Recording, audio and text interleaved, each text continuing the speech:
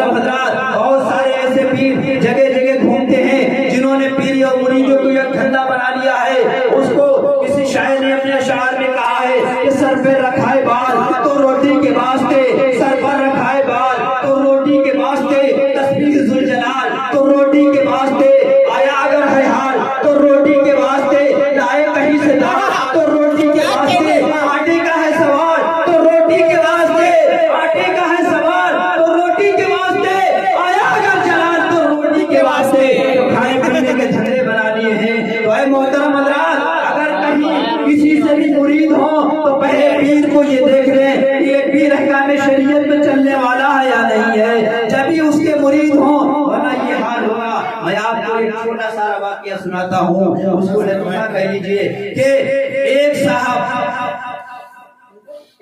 وہ ایک پیر صاحب کے مرید تھے. جب پیر صاحب ان کے گھر میں آتے ہیں اور پیر صاحب اپنے مریدوں میں بیٹھے ہیں، بہت لمبی لمبی چھوڑ رہے تھے. ظہر کا وقت ہو گیا، پیر صاحب نے نماز نہیں پڑھی. عصر کا وقت ہو گیا، پیر صاحب نے نماز نہیں پڑھی. جب اس کے بعد جب کچھ مریدین نے کہا کہ حضور نماز کا وقت ہو گیا، آپ نے نماز پڑھی نہیں، کیا بات ہے؟ پیر صاحب کہنے لگے نہیں تمہیں نہیں پتا ہے، ہم کعبے میں جا کر کے نماز پڑھتے ہیں.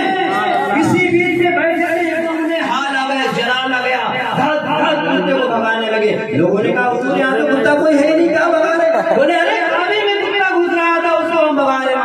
ارے کعبے میں کتا گھس رہا تھا. اس کے بعد اس مرید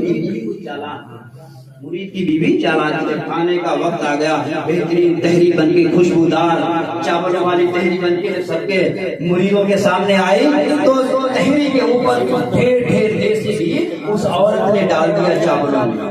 مریدوں کی جتنی بھی تھالیاں تھیں اوپر ڈھیر سارا دیسی گھی پڑا ہوا تھا، اور جو پیر صاحب کی تھالی تھی اس نے پہلے اس میں گھی ڈالا، اس کے اوپر چاول ڈال دیے اور سب کے سامنے بڑھا دیا. سب لوگ کھانے لگے. حضور آپ بھی تناول فرمائیے، آپ کیوں نہیں کھا رہے ہیں؟ پیر صاحب کہتے ہیں یہ ناانصافی کیسی؟ کیا ناانصافی؟ کہا یہ وہ مرید ہیں، ان کی پلیٹوں میں تو گھی پڑا ہوا ہے، اس پلیٹ میں گھی کیوں نہیں ہے؟ عورت کہتی ہے ارے نالائق تو پیر بنا بیٹھا ہے، یہاں بیٹھ بیٹھ کے مجھے کعبے میں کتا نظر آ گیا اور چاولوں کے نیچے گھی نہیں نظر آیا. تو بچائیے اپنے ایمان کو، بچائیے اپنی حفاظت کریے.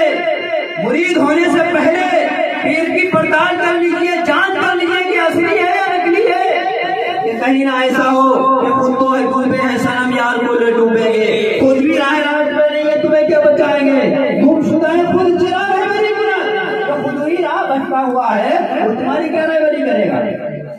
اگر کوئی بھٹکے ہوئے سے آپ راستہ پوچھیں گے تمہیں کیا راستہ بتائے گا؟